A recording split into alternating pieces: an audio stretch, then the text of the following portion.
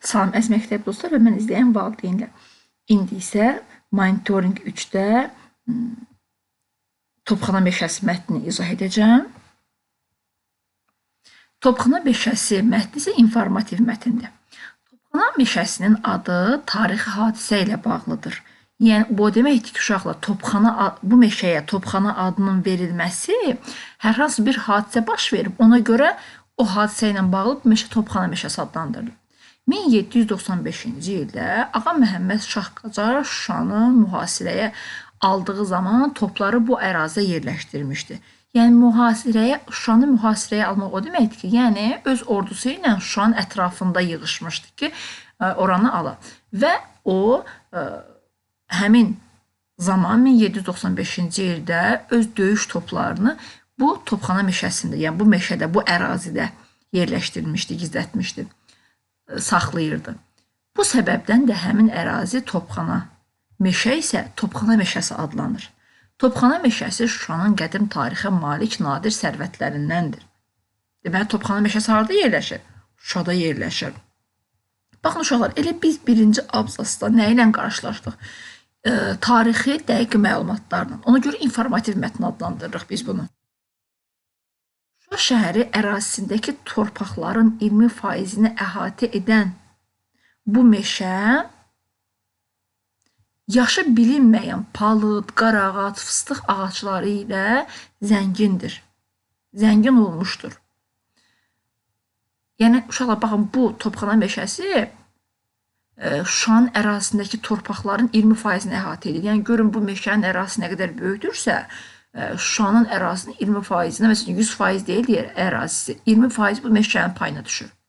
Həmçinin gözəl çəmənləri, şirin bulaqları da əsl təbiət möcüzəsi idi. Lakin ermənilər 1-ci Qarabağ müharibəsi zamanı insanlarımıza qarşı vəhşilik etdikləri kimi təbii sərvətlərimizi də çapıb talamış, meşələrimizi, bağlarımızı viran qoymuşlar. Uşaqlar, deməli, həmin ərazini kimlər dağıtmışlar, plan eləmişlər, işğal etmişlər? Ermənilər 1-ci Qarabağ müharibəsi zamanı insanlara qarşı kobudluq, vəhşilik etdikləri kimi eyni ilə bizim təbiətimizi də çapıb talayıb, viran qoymuşlar, dağıtmışlar, kəsmişdilər meşələri. 30 ilə yaxın işğal altında qalan Topxanadan minlərlə palıd və digər qiymətli ağaclar kəsilərək Ermənistana daşınıb. Yəni, 30 ildə uşaqları görün, nə qədər yaşı olan ağacları kəsib Ermənistana aparıblar. Həmin ağaclardan müxtəlif tikinti işlərində istifadə olunub. Bu azmış kimi, yəni uşaqlar həmin o ağacları taxtaya çevirib, tikintilərdə istifadə ediblər. Evlər tikərkən, nə bilim, nələrsə hazırlayarkən. Bu azmış kimi meşə dəfələrlə yandırılıb, bitki örtüyü, heyvanat aləmi məhv edilib. Görün, necə vəhşi millətmişlər ki, hələ işğal edib, qırıb, dağıtmaqları bəs deyilmiş kimi, bir də həmin o meşəni yandırıb heyvanları, bitkiləri məhv ediblər. Ermənilər digər cinayətlərə qarşı Azərbaycan ərazisində ekoloji soyqırımı, ekosid də törətmişlər. Yəni, həm insan soyqırımı eləmişdilər, həm də bitki örtüyünə, heyvanat aləminə, ekosistemə ziyan verib soyqırım törətmişdilər. İkinci Qarabağ müharibəsində Azərbaycan oğullar, qəhrəman oğullarımız işğal altında olan torpaqlarımızı azad etdilər. Deməli, 1-ci Qarabağ müharibəsində ermənilər oranı işğal etmişdilər. 2-ci Qarabağ müharibəsində isə, yəni 30 il sonra qəhrəman oğullarımız Şuşa və digər əraziləri düşmən tapdağından, düşmən işğalından geri alırlar. Nəticədə Topxana meşəsi də bizə qayıtdı.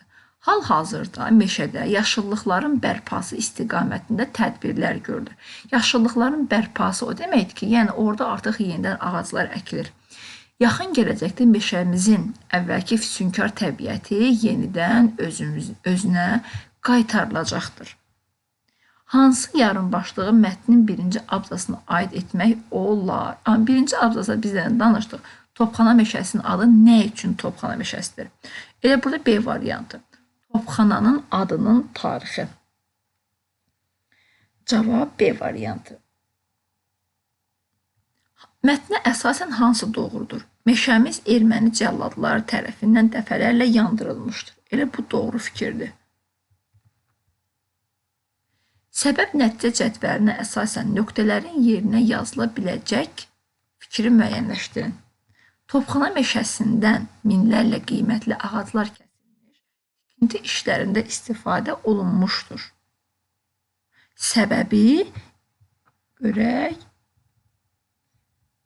Elə səbəbi A variantı nədir? Erməni cəlladlarının niyyəti təkcə insanlarımızı deyil, təbiətimizi də məhv etmək idi. Yəni ona görə ağacları kəsib tikinti üçün aparırlar. Mətndə hansı sual cavab tapmaq mümkündür? Nəyə görə meşənin adı Topxana adlandırılmışdır? Bu sualın cavabı mətndə var idi ki, Ağa Məhəmməd Şah Qacar Şuşanı mühasirəyə alanda öz toplarını, döyüş toplarını orada saxlayırdı. Bunun cavabı var. Topxana meşəsi nə zaman işğaldan azad olunmuşdur? Topxana meşəsi 30 il sonra 2-ci Qarabağ müharibəsi zamanı azad olunmuşdur. Şuşa azad edildiyi zaman. Yəni bu sualın cavabı var. Şah Qacar bu meşəyə neçə ədəd top yerləşdirilmişdir? Əlbəttə ki, bunun cavabı yoxdur orada. Ekosid nədir?